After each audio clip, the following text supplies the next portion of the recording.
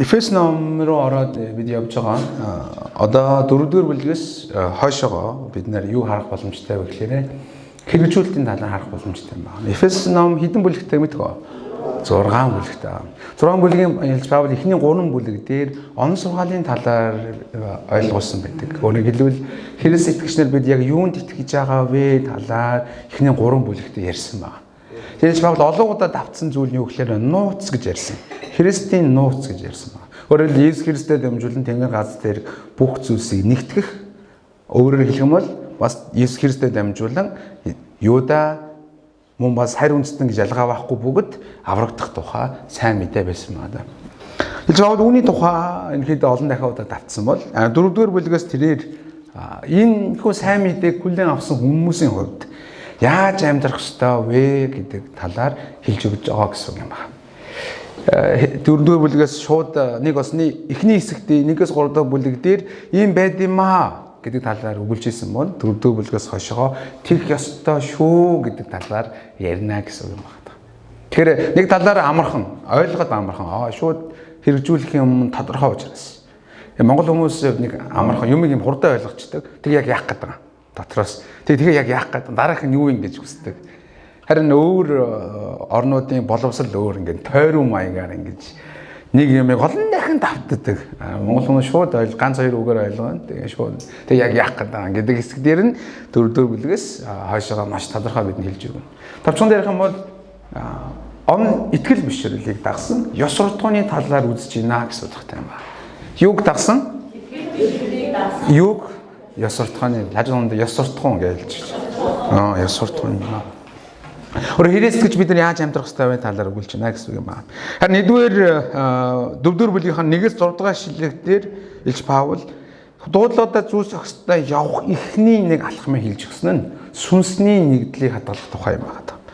Анзаарж байгаа бол бүгдээрээ 2 дугаар ишлэгийг хардаа сүнсний нэгдлийн хадгалахыг хичээх түн гэж хэлж байна гэсэн утгатай байна. Тэгэхээр Христ хүн байгаа газар үргэлж маргаан мэтгэлзэн болж байгаа. Санал нэг хүмүүс толгойд өгөхгүй юу? Энэ тэнд явж байгаа үедээ бид баян хүмүүстэй маргалддаг. Ер нь хамт олон хаан байна. 3-аас 2-оос дээш хүн хаан тэнд маргаан мэтгэлзэн байж идэг. Харин бид эв нийтэл чухал юм аа гэдгийг бүгдээрээ ойлгодог юм аа. Харин өнөөдөр бүгдээрээ дуулгандаа зүү зохистой явахтай холбоотой сүнсний нэгдлийг хэрхэн хадгалах вэ талаар олж харах гэдэг байна. Ерөн дөрөнд бүгд 1-р ишлэгийг дахин нэг харах юм. 1-р ишлэг уншлаа 3. Иймд та нар дуудагдсан тэрхүү дуудлагадаа зүү зохистой явахыг эзний хоригдол би хичээнгүүлэн ятгая. Амен. Эзний хоригдол буюу Илж Паул шоронд байгаа үедээ цатлаг бичсэн шүү дээ, тийм үү? Тэр өөрөө сайн мэдээний төлөө явж байхдаа шоронд ороод түүнийхээ санаа зовж исэн Эфес чуулганы энэхүү цатлыг бичсэн байна. Энэхүү Библи Бурхны үг гэж бид итгэж байгаа амен. Энэхүү Библийн Эфес номын хамгийн ихний уншигч нараа мэдээж Эфес чуулган мөнч нөгөө талаар бид нар бас муу юм байна. Эзний хоригдол би хичээнгүүлэн ятгая гэж. Иймд буюу өмнөх тэр нэгүслийг авсан хүмүүсийн хувьд хэлж байна гэсэн утгатай байна. Тэр анзаарж байгаа бол дуудагдсан тэрхүү дуудлагатай зүү зохистой явахыг хичээнгүүлэн ятгая. Энэ дээр ийм үг хэлээгүү гэж бид мартаарай. Иймд та нар аврагдсан хүний хувьд ч юм уу. Ийм та нар итгэсэн хүний хувьд гэж хэлээгүй юм аа. Энэ та нар дуудагдсан тэрхүү дуудлагатай байна. Энэ юу хэлж байгаа вэ гэхээр бид Иесус Христийн сайн мэдээг сонсож, ойлгож, итгэж, хүлээн авсан маань Бурхны дуудлагын улмаас боломжтой байсан гэсэн юм аа. Амен. Амен. Та нар дуудагдсан тэрхүү дуудлагадаа зүү зохистой явахыг юм. Эфес чуулганыг Бурхан дуудсан учраас тэд эзэн Иесуст итгэж Бурханы ард түмэн болсончлон Бурхан биднийг дуудсан учраас бид өнөөдөр эзэн Иесуст итгэсэн түүний ард түмэн эзний цуглаан болсон юм байна. Амен. Тэгэхээр Бурхан хамгийн түрүү хүмүүсийг дууддаг юм байна.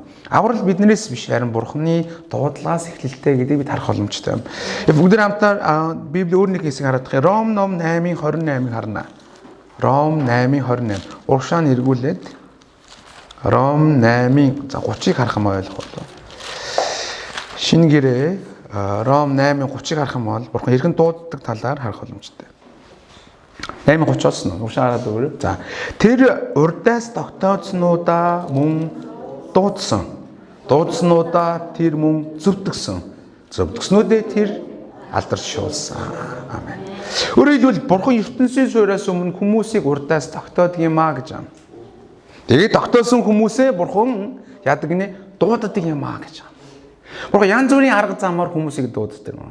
Зарим хүмүүс чуулганд ирэхдээ мөнгө олон танилтай болохын тулд чуулганд ирж байгаа, царайлаг охин банд хараад ирж байгаа, хөгжим сурах гад ирж байгаа, эсвэл чуулганд охин гой тайван гой санагддаг учраас ирж байгаа, эсвэл үнэнийг ойлгохын тулд ирж байгаа. Янз бүрийн байдлаар бурхан хүмүүсийг дуудаж байгаа. Зарим нэгэн хүмүүс хүчирхийл дүртэд ирж байгаа. Өөрөөр хэлбэл чи чуулганд явахгүй бол чамаас та бодоолох шүү гэсэн байдлаар чамд ирж байгаа хүмүүс байгаа.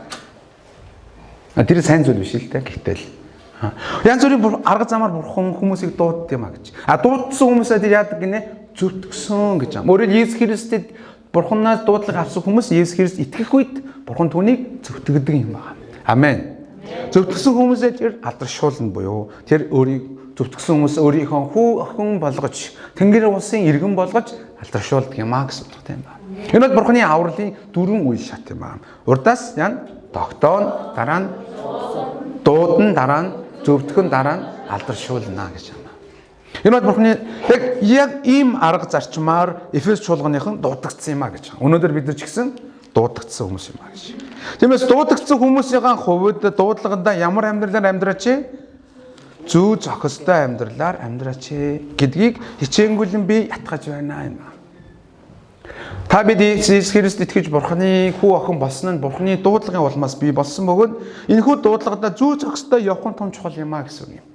Бид аливаа цугларалтанд жишээлбэл хурал, семинар, шинжил болох юм бол бид тухайн зүйл дуудлаганд, урилганда зохистой маягаар хувцлаж очдог шүү дээ, тийм ээ. Та хүн шинжилдээ ямар хувцтай очдог санаж байгаа үстэй. Та хинэгийн хуримд очиход ямар хувцтай очдог мэднэ юм уу? Та янз бүрийн хурал, семинарт очиход ямар хувцтай очдог. Бид зүү зохистой хувцалдаг. Яг үүний адилаар бурхны дуудлагыг авсан хүмүүсийн хувьд бурхны дуудлага аваад бурхны хүү охин болсон энэ хүү авралыг авсан хүний хувьд зохистой амьдралаар амьдрах ёстой маа гэсэн үг. Бидний хувцлалт бол бидний амьдрал юм аа. Өнөөдөр зөндөө олон Христгч дунд дуулгандаа зүү зохисгүй амьдарч байгаа хүмүүс зөндөө байгаа. Тийм учраас хүмүүс харахтаа яг чи яг бурхнаа дуудагдсан түүний хүн мөн үү гэж эргэлзэхэд хүрдэг. Библи бидэнд өгсөн шалтгаан нь хуучин гэрээний 39 гэрээний 27 номын бидний өгсөн шалтгаан нь бурхнаас дуудагдсан хүмүүсээ зүү зохистой амьдрал чинь ийм юм шүү гэдгийг харуулахын тулд юм аа. Тэгээс бид ихний ээлжинд зүү зохистой амьдрал гэдэг юу вэ гэдгийг мэдэх ёстой юм аа. Тиймээс тулд би хичээл сураарай. Амен. Ахмад зүү зохистой яаж явах нь талаар бүр илүү нарийн сурах боломжтой юм аа. За реклам хийх нь. Тэгж Паул дуудлагад зүү зохистой яваарай гэж хэлээд хамгийн түрүүнд загсан зүйл сүнсний нэгдлийг хадгалах юм байна. Цаашаага бид хойшоо унших тусам зүү зохистой явхад дарааг нь хулгай хийж болохгүй талаар, итгэлээр өсөх талаар, хил амаа захираг талаар хэд хэдэн зүйлсүүд байгаа. Хойшоо явахаар жоохон хүчтэй болно. Хамгийн ихнээс сүнсний нэгдлийг хадгалах. Хоёрдугаар ишлэгийг хамт уншлаа.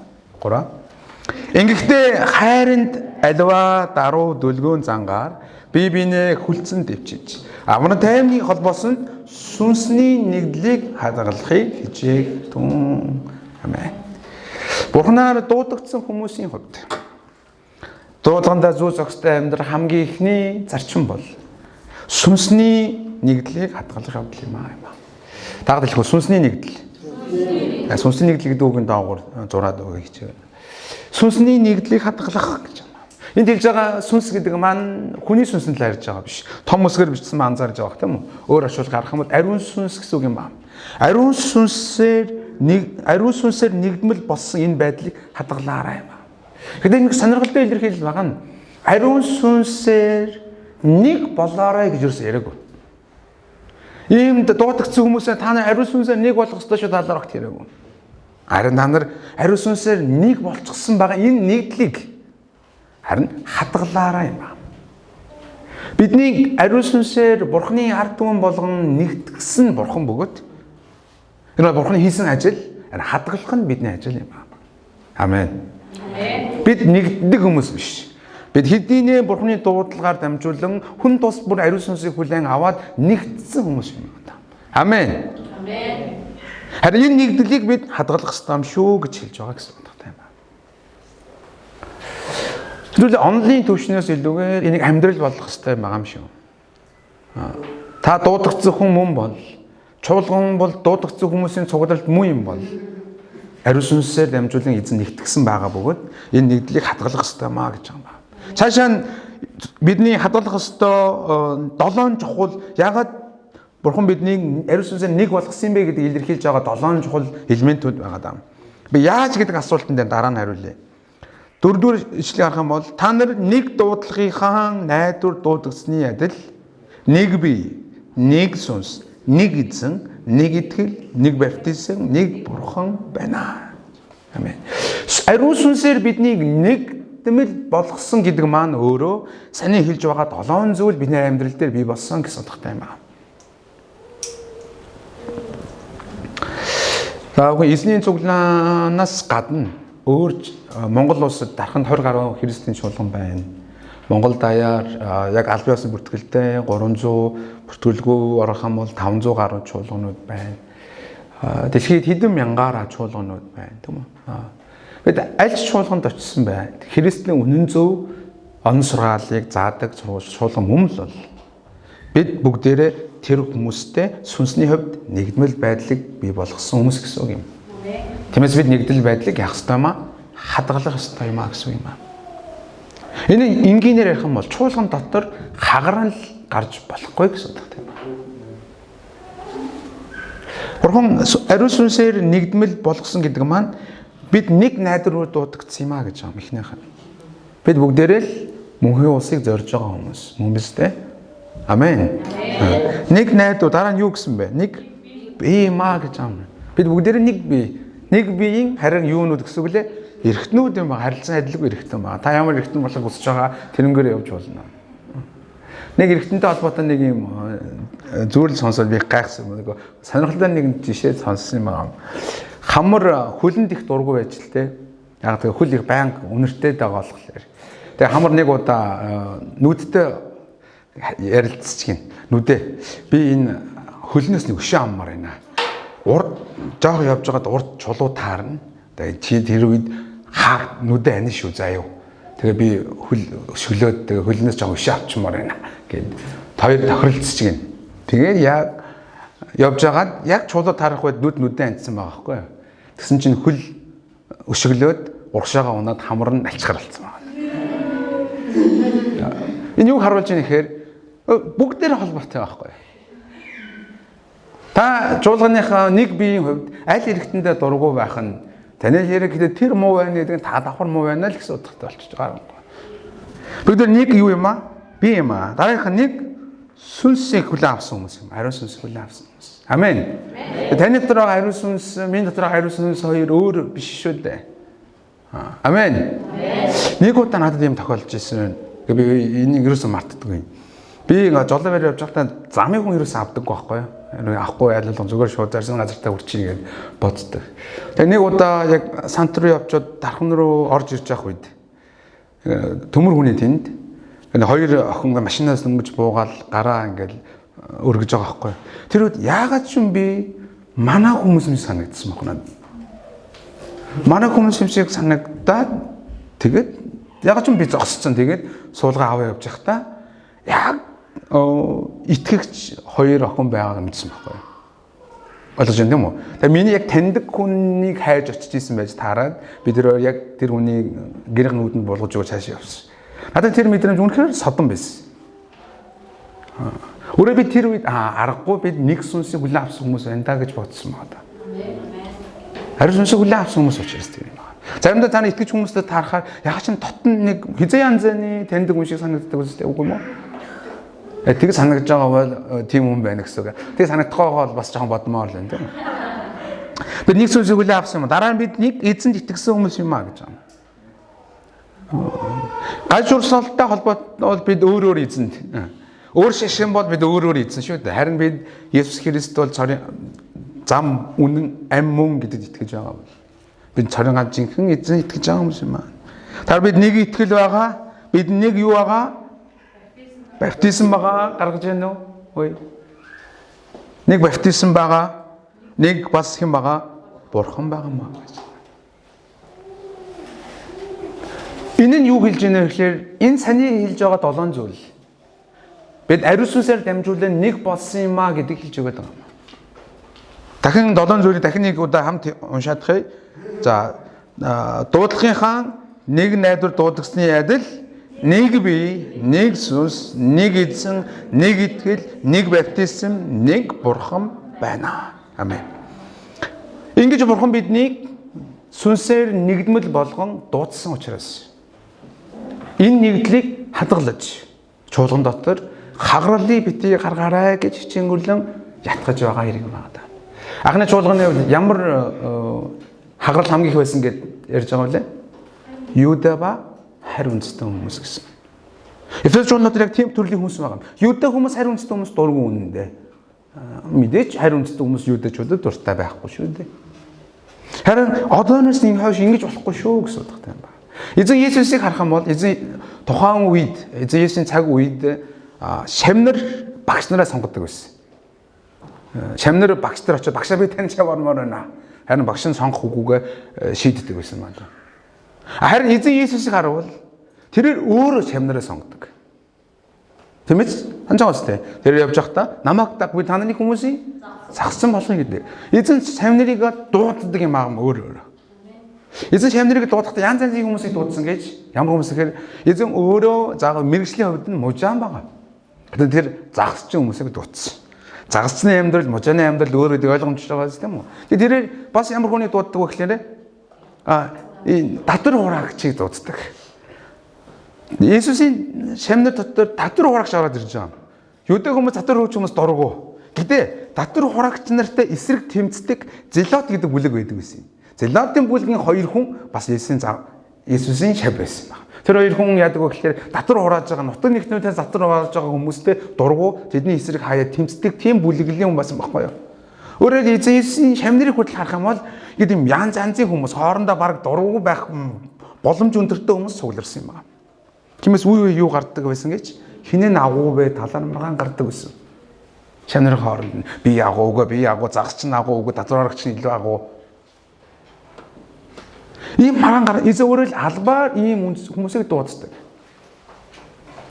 Хэрвээ би эзний оронд байсан бол би бол мужаануудаа л дуудана. Дөндөө бол 12 мужаан дуудчихсан байна. Хоорондоо маргаан байхгүй нэг юм ярихаа шууд ойлголцсон. Гэтэ эзэн өөрөө чуулганыг тийхүү олон янзын хүмүүсээр бүрдүүлдэг юм байна. Амен. Чуулган дотор янз янзын хачин, жигтэй, сонин, содон хүмүүс цугларддаг юм байна. Эзэн энэ хүмүүсийг сүнсээр нэг болгочоод тийхүү нэгнүүл байдлыг хадгалахыг хүсэх юм байна. Энэ бол Бурханы мэрэгэн ухаан.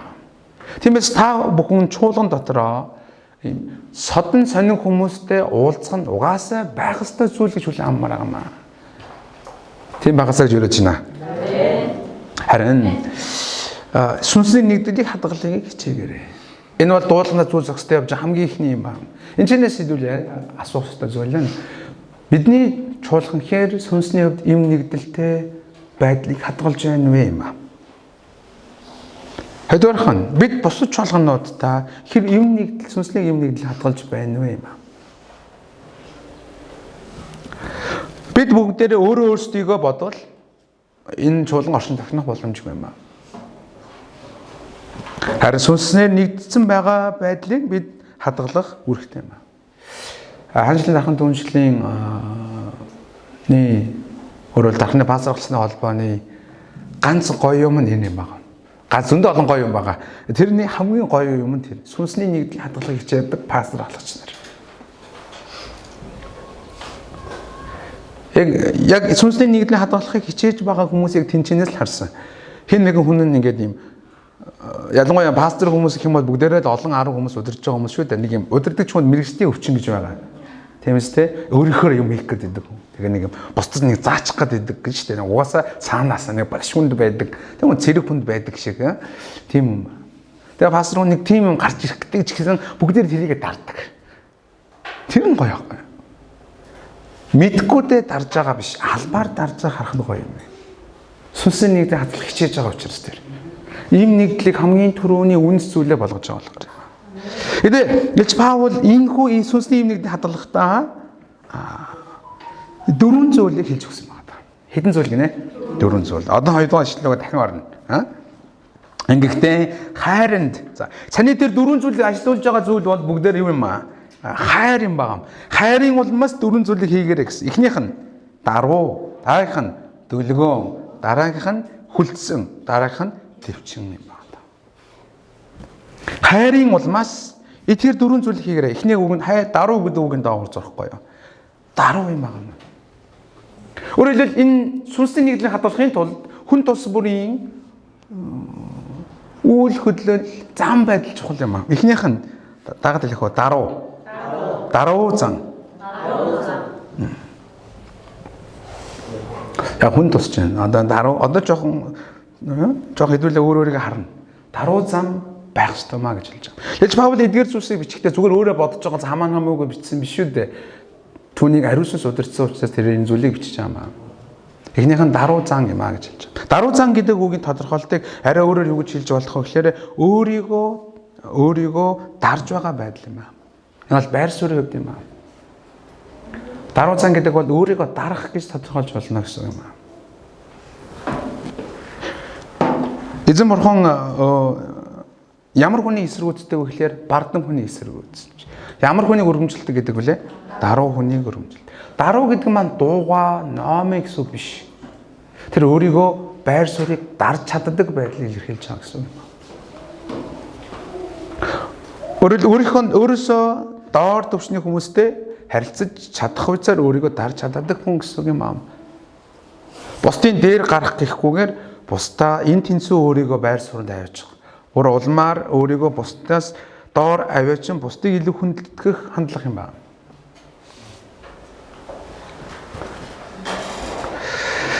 Бид хэр эргэн тойрныхоо хүмүүстэй харилцахтай даруу байдлыг гаргаж байна вэ юм ба.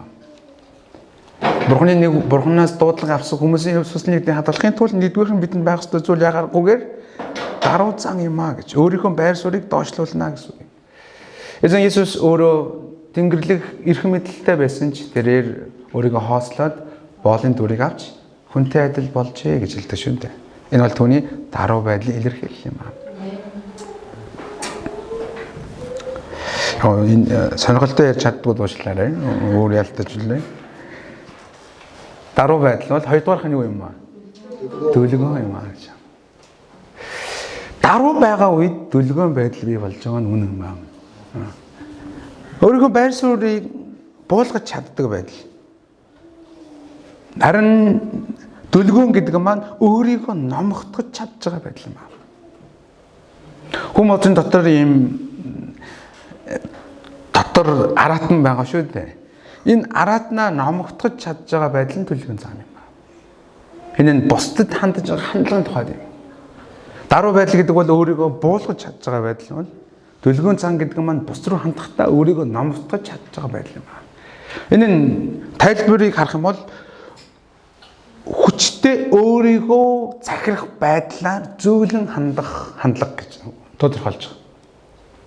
Хүчтэй өөрийгөө захирах байдлаар бусдад зөөлөн хандах байдал гэж. Дотороо бол өстой бодоо холгоод тажмаа санагдаж байгаа гэсэн хүчтэй өөрийгөө барингаа зөөлөн хандж байгаа байдал. Яг үндэ энэ өөрийгөө даруусгах үед төлгөөн байдал ирж байна гэсэн утгатай юм аа. Тэм хүмүүс бүгдээрээ байхыг өрөөж байна. Матай ном 11:29 дээр эзэн Есүс хэлсэн байдаг надаас суралцаа би бол зүрхэндээ даруу төлгөөн юм аа. Бидний мартаар даруу төлгөөн гэдэг үг номоо чимээгүй уйдгартай удаан гэдгээр ойлгож болохгүй шүү. Өөрийгөө доошлуулж байгаа байдал, өөрийгөө номготгож байгаа байдлыг харах хэрэгтэй юм шүү. Чуулган дээр ирэнгүүтээ би зөвхөн гэртээ гаргадаг зангаа гаргаад иж болохгүй л гэсэн юм. Ер нь гэртээ юм зан гаргах нь гэр бүлийн юм нэгдлийг хадгалахад саадулж байгаа шүү.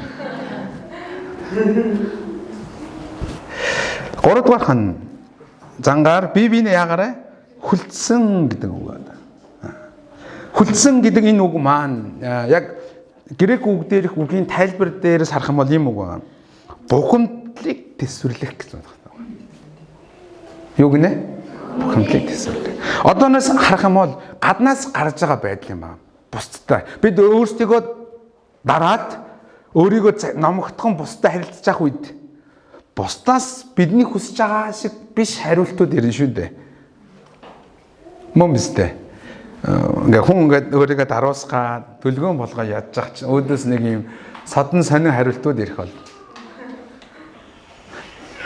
Энэ үед юу хэрэгтэй гинэ? Хүлцэл хэрэгтэй юм.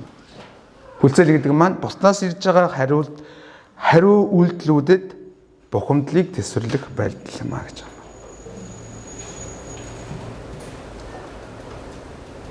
Таадлах хүлцэх. Бухимдлыг төсвөрлөх. Бид биенээ хүлцгээс өөр аргагүй юм байна. Энэ нь чуулган дотор ч хэрэгждэг, өөр бус нөхцөл ч гэсэн хэрэгжиж байгааг та бүхэн мэдж байгаа болов. Угаас хэлжүүд янз янзын хүмүүс байна гэж. Муухай өнөртэй хөл байна, налчхар хамар байна, урав шарвдаг нүд байна гэл эхэлж байгаа шүү дээ. Хэцүү юм нь хүмүүс өөрийнхөө юм тухтай хүмүүстэйгээ харилцахыг илүүд үздэг. Тиймээс чуулган дотор мөн чуулганууд дотор тус тусын хуваагдал үүс хандлах байдаг. Бас хүмүүс өөрсдөд нь сайн ханддаг хүмүүст л сайн хандах гэдэг. Харин бид чуулганы юм нэгдлийг хадгалах хэрэгтэй юм байна. Бид төлөвсөн хүмүүсийн хувьд илүү өргөн, илүү том харахаас өөр аргагүй юм байна. Монгол чуулганы нэг үе, ихэнх үеийн пасторуудын хувьд хамгийн хэцүү байсан зүйл нэг бол яг энэ чуулганы хуваагдал юм аа. Таалагдахгүй байх юм бол хүлцэж сурах шаардлага болно гэсэн юм. Гэхдээ хүлцгээс илүү зүйл юу вэ гэж дараагийнх нь төвчиж гэж хэлж байгаа юм. Таалахгүй төвчих. Энэ төвчих гэдэг үг гэдэг яагаад ингэж орчуулсан мэдэхгүй байгаа ч гэсэн өөр орчуулгад харах юм бол хүлээн авах гэсэн утгатай үг. Тайлбар харах юм бол төвчиж гэдэг үг маань байгаа чигээр хүлээн авах гэсэн утгатай үг. Хүлцнэ гэдэг үг маань болохоор хариу үйлдэлүүд дээр нь бид бухимдлаа төсвөрлж байгаа бол төвчих гэдэг энэ үг маань болохоор байгаа чигээр нь хүлээн авна гэсэн. Юу хариу үйлдэл биш. Тэр хүний гэсэн утгатай юм аа.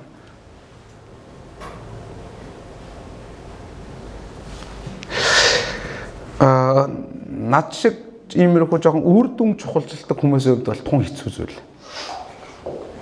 Тун даваа байдаг ч гэсэн хийх ёстой үйлдэл юм аа. Өөрөлдвөл бид хүний байгаа чигээр хүлээн авна гэдэг маань тэр хүнээс болж хохироход бэлэн байна гэсэн утгатай юм аа. Тэр хүнээс болж хохирол хүлээхэд ч гэсэн бэлэн байх руу аргагүй болно гэсэн үг юм. Тэгвэл үг бидэнд юу гэж хэлж байгаа гэхээр төвчээрээ гэж хэлж байна. Бага чигээр нь хүлээн аваарай.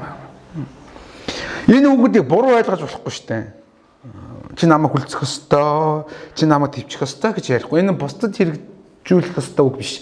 Бид өөрсдөө хэрэгжүүлэх ёстой үг юм байна. Бусдад биш өөрсдөө хэрэгжүүлдэг хүмүүс болцгоё. Тэсвэрлэж буюу бусдыг байгаар чигээр нь хүлээн авч байж. Өөрөөр хайрын улмаас даруу, хайрын улмаас дүлгөөн, хайрын улмаас хүлцэж, хайрын улмаас тэсвэрлэж чадах үедээ бид ямар холбоосыг бий болгож чадна? Амар тайвны холбоосыг бий болгоно гэж байна. Энэ нэгдэл юун дээр хадгалагддаг вэ гэхээр амар тайван байдал дээр хадгалагдаж байгаа гэсэн юм аа. Тэгэхээр амар тайван бус байна гэдэг бол ийм нэгдэл хагарна гэсэн үг юм. Ийм нэгдлийг хадгалахын тулд эхлээд амар тайвны холбоос байх ёстой маа гэж байна. Амар тайван холбоог бий болгох гэдэг үүднээс яахгүй энэ дөрвөн зүйлийг хайрын улмаас бид хийдэг юм аа гэсэн. Чуулганыхаа дуудагдсан хүмүүсийн хувьд сүнсний юм нэгдлийг хадгалдаг хүмүүс болцгоё. Энэ 7 хоног ч гэсэн даруу, дүлгөөн, хүлцэл, төвчээр тавхны амьдрал дүүрэн байх болтугай.